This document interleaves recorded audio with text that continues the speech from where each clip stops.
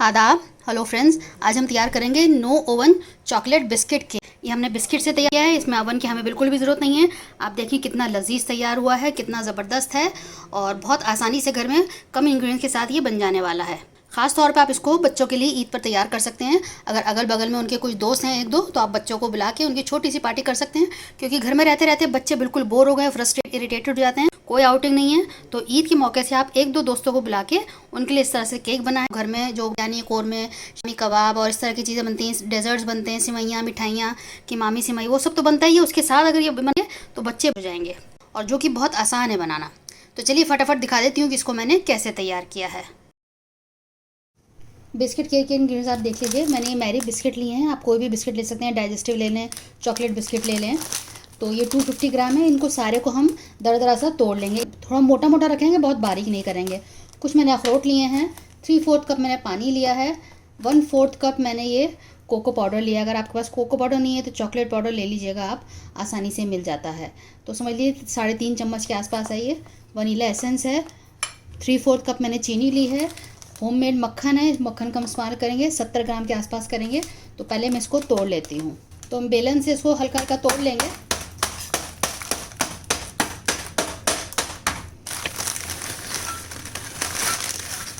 तो अभी मोटा मोटा ही है, हाथ से आप इसको इस तरह से कर लीजिए सबको।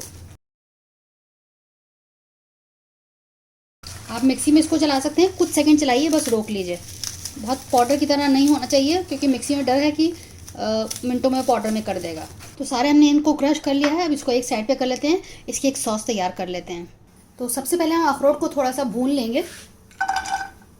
भुने हुए अच्छे लगते हैं, क्रंची रह हो जाते हैं। तो बस 1 से 2 मिनट में ये हो जाएगा। मीडियम फ्लेम पे आप इसको कर लें, और फिर इनको भी मैं दरदरा सा कर लूँगी, छोटा छोटा पीस कर लूँगी। अखरोट हो गए हैं, इनको मैं निकाल लेती हूँ। फ्लेम मैंने बिल्कुल लो की हुई है, इसमें मैंने पानी डाल दिया है। सारे इंग्रेडिएंट्स डाल देते हैं। कोको पाउडर, इसको हमें बिल्कुल लो फ्लेम पे लगातार चलाना है। मिक्स कर देते हैं पहले, लम्स नहीं बनने चाहिए। अब इसमें मैं चीनी डाल रही हूँ, लगातार इसको भी चलाएंगे।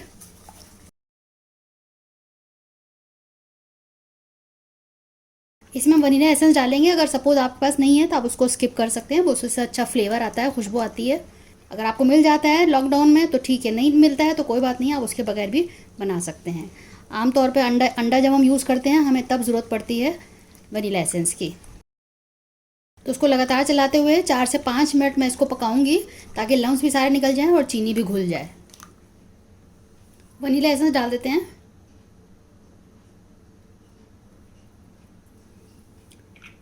1 टीस्पून के आसपास मैंने डाला है इसमें। 3-4 मिनट हो गए पकते हुए, इसमें हम मक्खन डाल देते हैं। इसको भी पिघलाने के बाद 1 से 2 मिनट और पकाएंगे, और ये हमारा सॉस तैयार हो जाएगा।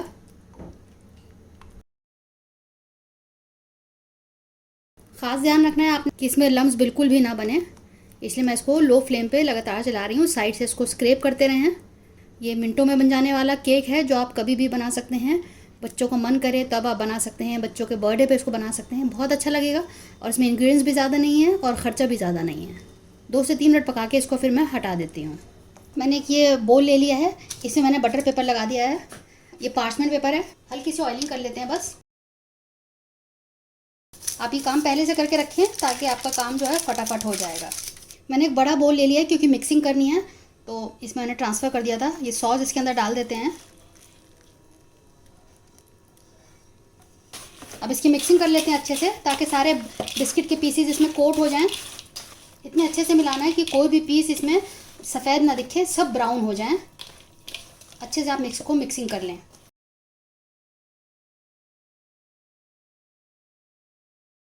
मिक्सिंग हो गई अच्छे से। अब इसको हम बोल में ट्रांसफ़र कर देते हैं। आप चाहें तो अखरोट इसी में मिला सकते हैं, या फिर ऊपर से गार्निशिंग के लिए रख सकते हैं। तो मैं इसको ऊपर से गार्निश करूँगी।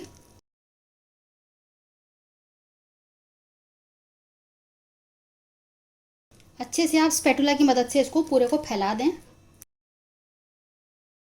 बिल्कुल इवन कर दें, बिल्कुल बराबर हो जाए। क्योंकि बिस्किट है, हो सकता है टेढ़ा मेढ़ा दिखे, तो आप थोड़ा सा मेहनत करके उसको बराबर कर लें। तो बस अब ये इवन हो गया है। इसकी हम एक सॉस ऊपर से दोबारा से तैयार करेंगे, जिसको हम गनाश बोलते हैं। किनारों पे आप इसको भर दीजिए। मैंने इसको बिल्कुल लेवल कर दिया है। अब इसको मैं 2 घंटे के लिए फ्रिज में रख देती हूँ। बनाना इसको बहुत आसान है, बनाने में 10 से 15 मिनट लगेगा। बस इसको जो हम इसको ठंडा करते हैं उसमें आपको 2 घंटा लगेगा, वही टाइम लगेगा। अदरवाइज़ बनाने में कोई झंझट नहीं है और इंग्रेडिएंट्स भी इसके बहुत सिंपल हैं। 2 घंटे मैंने इसको फ्रिज में रख दिया था, मैंने क्लिंग फिल्म लगा के रखा था। अब मैं इसको बाहर निकाल लिया है। अब इसकी हम गनाश तैयार करेंगे। तो मैंने डार्क कंपाउंड चॉकलेट लिया है, ये बड़े बड़े ब्रिक्स आते हैं इसके। तो इसमें से इसको मैं फ्रीज़र में रखे रहती हूँ, तो मैंने इसको 1 घंटे पहले बाहर निकाला था। तो टाइट है, इसको हमें पिघलाना होगा।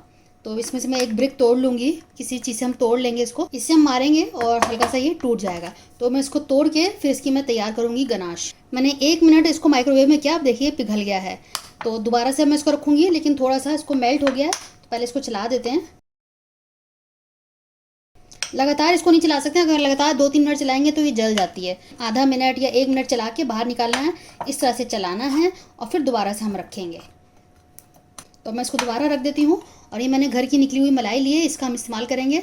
इसको कैसे इस्तेमाल करना है वो भी मैं आपको दिखाती हूँ। दोबारा से मैंने आधे मिनट के लिए रखा, तो देखिए पिघल गया। अब इसको हम चलाएंगे अपनी ही गरमाई में, ये बाकी ये जो लंप है ये पिघल जाएगा। इसको चला के पिघला लेते हैं।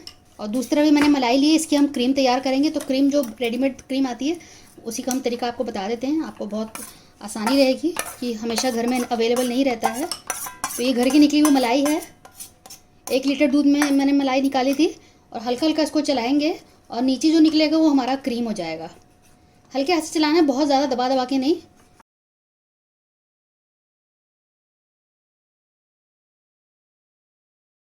तो आप देखिए ये हमारा निकल गया है क्रीम। बस नीचे से जितना है ये निकाल देंगे, ये हटा लेते हैं। और इसको हम जो मलाई इकट्ठा करते हैं घी निकालने के लिए, ये उसमें डाल देंगे। तो ये हमारी क्रीम देखिए तैयार हो गई बढ़िया सी। आपको बाहर से जो अमूल क्रीम लाते हैं ये वही चीज़ है। अब इसको हम डीमोल्ड कर लेते हैं। ये देखिए कितनी आसानी से निकल जा रहा है। और इसको भी हटा देते हैं। देखिए कितना अच्छा लेयर तैयार हुई है। तो केक हमने डीमोल्ड कर लिया है, ये हमारी क्रीम तैयार है। इसके अंदर ये हम मिलाएंगे।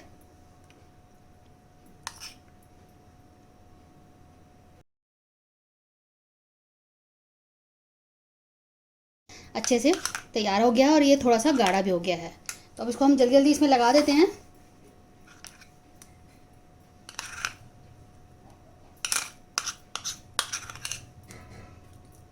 आपको लगे कि ज़्यादा गाढ़ा हो गया तो आप दोबारा से माइक्रोवेव में चला लीजिएगा कुछ सेकंड के लिए। मैं एक स्पैटुला की मदद से करती हूँ इसको।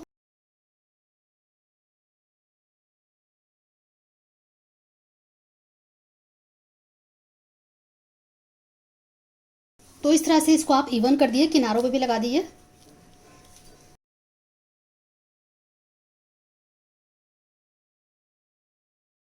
एक ही डायरेक्शन में चलाते हुए आप इसको इवन कर दें बिल्कुल।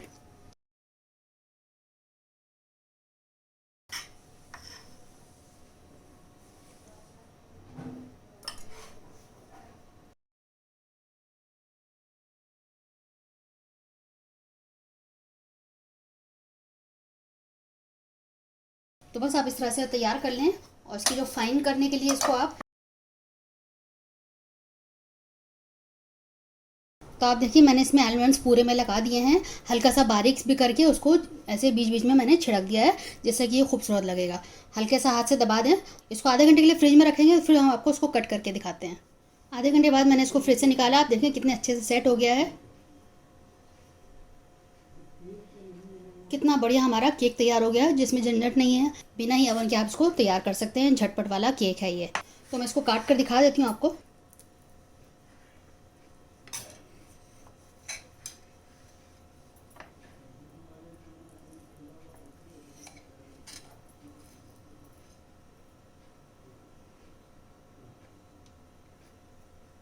अब देखें कितना बढ़िया सी लेयरिंग आई है बिस्किट की वजह से।